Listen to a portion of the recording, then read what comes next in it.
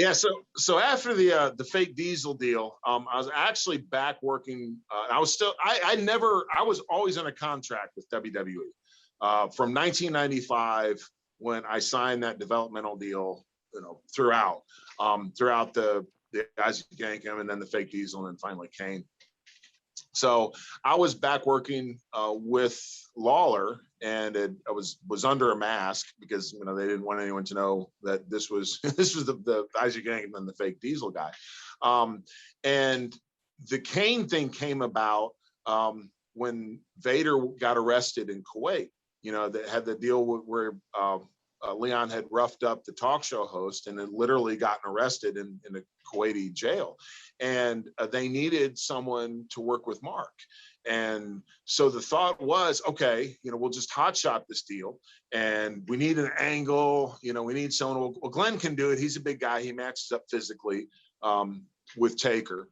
And what's the storyline? And I don't know if it was Bruce or Vince that initially came up with the thought of, he comes back under a mask and, the whole thing with the brother that had been burned in the fire. Well, Vince liked it so much. He's like, why are we going to waste this on just one match when we can turn this into an actual, long-term angle? Thank goodness. So I'm just down in Memphis and all this kind of stuff is happening. And then I get a call. And I think it was Cornette, might have been Bruce. I don't remember exactly who. And they run this thing by me.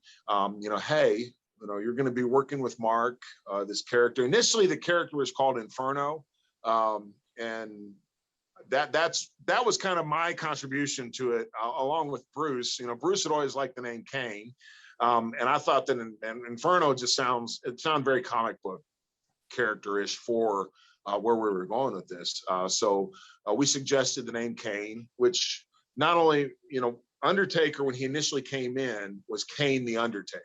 And then they dropped the Kane part and just became the Undertaker. But also with the biblical story of Cain and Abel, we thought that fit. But anyway, I got a call and, hey, we're thinking about doing this deal, and bring your stuff up from when I was in Germany. I still had the same. In Germany, I was Spartacus, I guess. I don't know why Otto thought that I looked like Spartacus, so he called me Spartacus. But it'd been the same stuff I've been wearing ever since Puerto Rico, with the hockey mask. It was black and red, and like a gauntlet and a chest piece. So I went up, and I think it was like Binghamton, New York, or someplace, and dressed in that. After whatever show it was, I think it was one of the syndicated shows, went in and talked to Vince, and he thought it was great, thought it was a great look, and we're going to go with this. And then, of course, a couple of months later, I get renderings of an outfit that looked nothing like what I was wearing at the time. But anyway, that's just kind of how it started. Was I, just got a phone call and, hey, call the office. We need to talk to you about something.